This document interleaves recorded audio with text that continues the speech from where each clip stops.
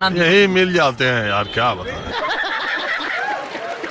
हम ही को मिल जाते हैं। मेरा सर मैं इनका छोड़ो, आपका मुद्दा माहौल क्या है, आप अपना बताओ। सर ये कह रहे हैं वोट चोरी अरे, होता है। इनका छोड़ो यार। सर आप सुन नहीं रहे हो, रहने दो सर। हिंदू 20 साल से ज्यादा यहाँ टिकेंगे नहीं भारत में। जो जिस हिसाब से मुस्लिम लोग आबादी बढ़ा रहे हैं, पहले भी 15 साल पहले भी आप ऐसे ही सोचती थी। हमारे देश में एक अजब तरीके की बीमारी देखने को मिलती है। उस बीमारी का नाम है अंधभक्ति। आपको पता ही है कि अंधभक्त कैसा होता है, ठीक है। अंधभक्त के सामने अगर आप मोदी जी के बारे में, बीजेपी के बारे में अगर आप कुछ भी बता देंगे तो मतलब अंधभक्त जो सब होते हैं ना, वो आपके साथ लड़ाई करने लग जाएंगे, झगड़ा करने लग जाएंगे, ठीक है। इन लोगों का सोच ऐसा होता है कि भाजपा या फिर मोदी जी कभी गलत कर ही नहीं सकता, ठीक है।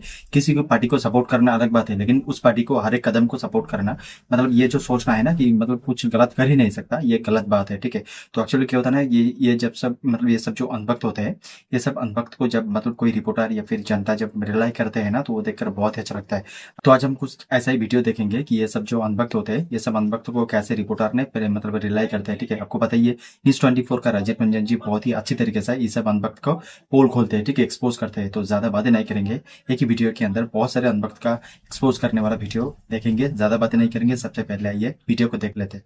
क्या बोलना, क्या सर मैं अभी यहाँ से सुन रहा था, तो भाई साहब ने बोला कि जैसे वोट चोरी वगैरह होता है कुछ। आप क्या करते हैं? मेरा नाम दीपक शर्मा है और मैं 12th वगैरह कर लिया, ग्रेजुएशन कर रहा हूँ अभी सेकंड ईयर में दिल्ली यूनिवर्सिटी से। और अभी फिलहाल जॉब वगैरह करता हूँ, नॉर्मल जॉब करता हूँ, एक ट्रेडिंग एजेंसी है। दिल्ली श्यामलाल से पढ़ते हैं आप? कहाँ से पढ़ते हैं, किस कॉलेज? यूनिवर्सिटी, दिल्ली यूनिवर्सिटी में। किस कॉलेज? वहाँ पर एक साइंस मेडिकल कॉलेज है, उसमें पढ़ता हूँ। साइंस मेडिकल कॉलेज का नाम है उसका, उसमें पढ़ता हूँ मैं। यार कौन कॉलेज है? साइंस मेडिकल कॉलेज कोई है? डीयू में कौन कॉलेज है? साइंस मेडिकल कॉलेज, हम सब कॉलेज का नाम जानते हैं यार।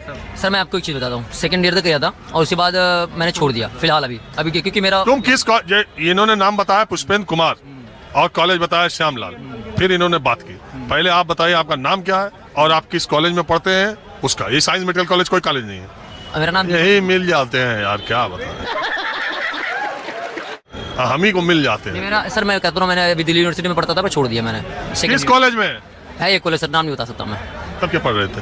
कुछ नहीं सर। तो हाँ, अब हमको लगता है कि देश की राजनीति के बारे में आप बोलना चाह रहे हो। हाँ थोड़ा मैं सुन रहा था, इसलिए बोलना चाह रहा हूँ बस। कि सर अभी बोल रहे थे वोट चोरी के लिए बोल रहे थे, तो मैं इसलिए इतने बोल रहा था, मैं इसके साथ डिटेल हो। सर ये कहते हैं वोट चोरी वगैरह होता है कुछ ऐसा, तो वो मैं जानना चाहता हूँ वोट चोरी होती कैसे है, क्योंकि मैंने आज तक तो सुना नहीं। सर आप देखिए ना, एक ब्राजीलियन महिला देश में आकर, अरे जो राहुल गांधी प्रेस कॉन्फ्रेंस करते हैं वही बता रहे हैं। वही हाँ बताइए ना सर। मैं ये कह रहा हूँ यार, तुम अपना मुद्दा बताओ पहले। ये कह रहे थे ना वोट चोरी वगैरह होता है। इनका छोड़ो, आपका मुद्दा माहौल क्या है, आप अपना बताओ। सर ये कह रहे हैं वोट चोरी वगैरह होता है। इनका छोड़ो यार। सर आप सुन नहीं रहे हो, रहने दो सर। एक मिनट सुनो। नहीं सर नहीं बोल। मैडम आप कहाँ से? नोएडा से। बताइए आप क्या करती हैं? हाउस वाइफ हूँ। तो मैं ये पूछ रहा हूँ कि आपके लिहाज से हाँ जी। सबसे बड़ा इशू, सबसे बड़ा मुद्दा, सबसे बड़ा और देश का समाज का माहौल आपके हिसाब से कैसा दिखाई दे रहा है? खतरनाक, भयंकर। हिंदू 20 साल से ज्यादा यहाँ टिकेंगे नहीं भारत में। जो जिस हिसाब से मुस्लिम लोग आबादी बढ़ा रहे हैं, इट्स अ वॉर ऑफ वूम। ये आपको कब पता चला कि हिंदू के अब खतरे में है? हर जगह से, भारत के हर कोने से हिंदू पलायन कर रहे हैं। जो हाल बांग्लादेश में हो रहा है वो वेस्ट बंगाल में हो रहा है, मुर्शिदाबाद में, कश्मीर में हो चुका है, केरला में हो चुका है और उत्तर प्रदेश के डिफरेंट रीजन्स में हो रहा है। और आप जहां देखेंगे इनकी पॉपुलेशन 15% से ऊपर होती है। ये ऑक्यूपाई करना शुरू कर देते हैं, हिंदुओं को मारना काटना शुरू कर देते हैं और हिंदू हर जगह से भागता आया है, भागता जा रहा है। तो हिंदू की तो मेजोरिटी है यहाँ पर। आज भी वो 18-19% ने। आपके दिमाग में ऐसी बातें क्यों आ रही हैं? कहाँ ऐसे आप हिस्ट्री देखिए, परसेंटेज का आप देखिए, जो परसेंटेज वाइज रिकॉर्ड है मुस्लिम्स का, जहाँ इनकी आबादी बढ़ती है, ये हिंदुओं को पहले तो ये दबके रहते हैं, जब तक इनकी परसेंटेज कम होती है तो भाई बन के रहते हैं। फिर जैसे ही परसेंटेज इनकी इंक्रीज होनी स्टार्ट हो जाती है तो हिंदू इनका चारा बन जाता है। This is how they maintain भाईचारा।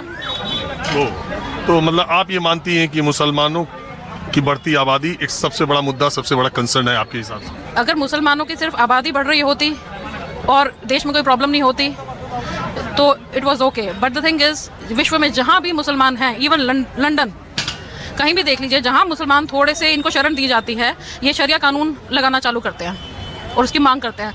जिस भी लैंड पे, जिस भी धरती पे रहते हैं, वहां का कानून स्वीकार नहीं करते ये लोग। कंट्रोल।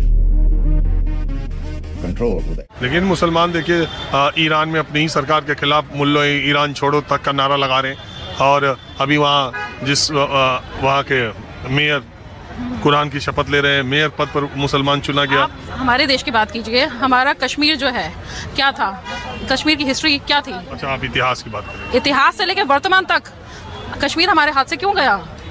कहाँ गया? हमारे पास है। आप वहाँ की पॉपुलेशन क्या है, कितने परसेंट हिंदू हैं, कितने परसेंट मुसलमान हाँ, हैं। हिंदू तो बहुत कम है। कश्मीर शारदा पीठ था, ऋषियों की भूमि थी, जन्मभूमि। सारा ज्ञान विज्ञान प्रकांड पंडित साइंटिस्ट हमारे कश्मीर के थे। अब कितने 500 साल मुगलों ने जो राज किया उसमें बहुत जगह धर्म परिवर्तन करा के मुसलमान बना दिया है। धर्म परिवर्तन लगातार चल रहा है हिंदुओं की जनसंख्या घटाने के लिए। जैसे कि आपके यहाँ आइसक्रीम वाले बैठे हैं, अभी मैं बच्चों के लिए आइसक्रीम ले रही थी, एक आइसक्रीम में छेद था, दूसरी आइसक्रीम में छेद था, नाम पूछा मुसलमान, फिर मैं इधर आ गई, इधर हिंदू बैठे हैं। इससे क्या उसने आइसक्रीम में छेद? बिल्कुल बिल्कुल बिल्कुल, हमारी जनसंख्या घटाने के लिए आपको लगता नहीं कि इधर 10-15 सालों में इस तरह से लोगों के सोचने का नजरिया, अब पहले भी 15 साल पहले भी आप ऐसे ही सोचती थी? मैं जब से देख रही हूँ मुसलमानों की पॉपुलेशन की परसेंटेज का ग्राफ बढ़ रहा है, तब से मैं सोच रही हूँ। ये कब से देख रही हैं आप? जब से मेरा जन्म हुआ है, मैं तब से देख रही हूँ, और उससे पहले से भी यही रहा है। कितने क्षेत्र हिंदू मेजोरिटी के रह गए हैं, कितने स्टेट्स हिंदू मेजोरिटी वाले हैं, आप बताइए। आप नोएडा में बताइए। नोएडा में अभी मैं थोड़े दिनों पहले एक धार्मिक स्थल पे गई थी, बरेली में।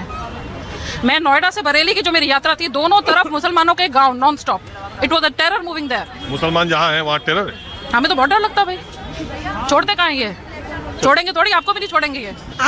मुसलमान है, चल रही आपकी बात आपको भी नहीं छोड़ेंगे, ये हंस रहे हैं, देखो कैसे हंस रहे हैं, आपको भी नहीं छोड़ेंगे। चल गया आपकी बात। ये रिपोर्टिंग जब तक हो रही है, आप भी नहीं बचोगे, कोई नहीं बचेगा यहाँ। अरे ऐसा नहीं, मुल्क सबका है और ऐसे ही रहेगा। ये कहने से ये 500 साल रह के मुगल गए तब भी हिंदुस्तान ऐसा ही है ना। हमारे हाथ से अफगानिस्तान गया, पाकिस्तान गया, बांग्लादेश गया, अब हमारे और टुकड़े होंगे। सब लोग सेक्युलरिज्म का वो नशा करके बैठे हुए हैं। भारतीय कुछ नहीं हो सकता, वो हो भी आप तो है ना।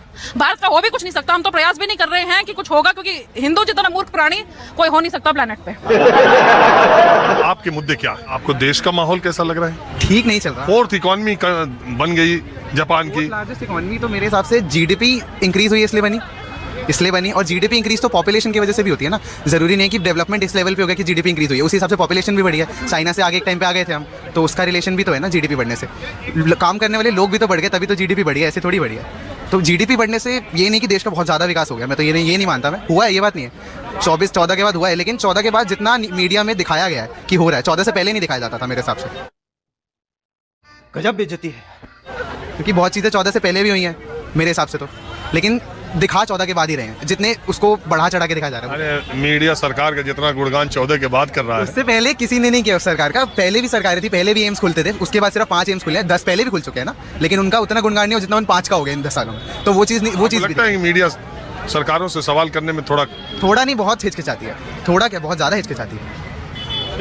हाँ जी, हर चैनल पे मैं बस वही देखता हूँ कि एक मेरे मतलब जो मेरे फादर हैं उनको बीजेपी पसंद है, जैसे वो बीजेपी को ही वोट देते हैं। तुमको नहीं पसंद? मैं नोटा दबाता हूँ मुझे ना कांग्रेस का काम पसंद। आपके फादर क्यों बीजेपी पसंद करते हैं? उनको उनकी सोच थोड़ी हिंदूवादी है और उनको बीजेपी इसलिए पसंद आती है, वो कट्टर हिंदू में से हैं। तो मुझे वो सोच नहीं पसंद, तो मैं वोट नहीं देता बस। तो जब भी मैं डिबेट देखता हूँ उनको देखते हुए, तो मैं यही देखता हूँ कि उस डिबेट में जब 2 पक्ष लड़ रहे हैं, तो जैसे एक ने बोला कि तुम्हारी गलती है, तो फिर वो ये नहीं बोलेंगे कि हमने सुधारने के लिए, वो कहेंगे तुमने अपने टाइम पे भी तो करी थी, तो इसलिए हम भी कर रहे हैं। तो ये तो कोई तुक नहीं हुआ ना कि भाई तुमने भी करी थी तो हम भी करेंगे, फिर तुम्हें हमने जिताया क्यों है? तुम्हें तो सुधार कार्य के लिए जिताया ना। शाबाश बेटा, बहुत बढ़िया मुन्ना। अब अगर मैं बीजेपी को मैंने जिताया, आप ये नहीं मानते कि बीजेपी ने अच्छा काम भी करा है? कोई काम बीजेपी ने अच्छा करा ही नहीं। नहीं, मैं नहीं कह रहा बीजेपी ने काम अच्छा नहीं करा, लेकिन मैं उन चीज़ों के लिए कह रहा हूँ, अगर मैंने बीजेपी को वोट दिया है तो मैं किसी चीज़ की, अगर मुझे इशू है यहाँ पे कुछ, तो मैं उनसे पूछूंगा ना। अब वो मेरे को ये कहेंगे, अगर मैं किसी प्रवक्ता से पूछूं कि मेरे कॉलेज में कोई इशू आ रहा है या फिर कोई मतलब मुझे ऐसी दिक्कतें हैं, अब वो ये बोलेंगे ये तो कांग्रेस के टाइम से बना हुआ है, उसमें ये दिक्कत। अब वो ये कैसा सवाल हो, मैंने तुम्हें जिताया, तुम सरकार में, तुम देखो क्या करना है क्या नहीं। अब तुम ये उन पर डाल दो कि उनके टाइम पे बना था, उन्होंने देखभाल नहीं करी, हम तो जितना हो रहा है उतना कर पा रहे हैं, तो मैं उस पर क्या कह सकता हूँ? तो लेने के देने पड़ गए। आपके उम्र के लोगों के बीच में, जिन्हें जेनजी भी कहा जाता है, क्या माहौल है? तुम लोग किस मुद्दे को सबसे ज्यादा महत्वपूर्ण मुद्दा मानते हो? सर 2 मुद्दे मैं मानता हूँ सर, अभी जो महत्वपूर्ण है सर। पहला मुद्दा है पर्यावरण, इन्वायरमेंट सर, उस पर गवर्नमेंट का कोई फोकस नहीं है बिल्कुल सर। और दूसरा है सर इंडियन डेमोक्रेसी सर, वो सर मैं मानता हूँ वो थ्रेट में है सर।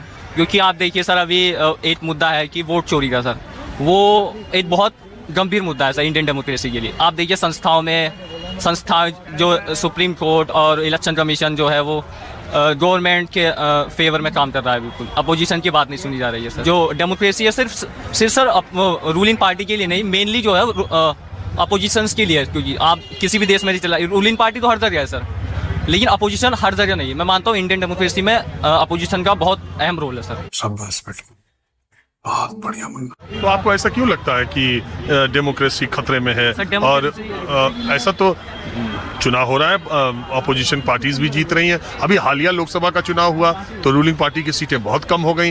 इवन मोदी जी की अकेले दम पर सरकार भी नहीं है, कोलिशन गवर्नमेंट है और विपक्ष की इतनी सीटें बढ़ गई।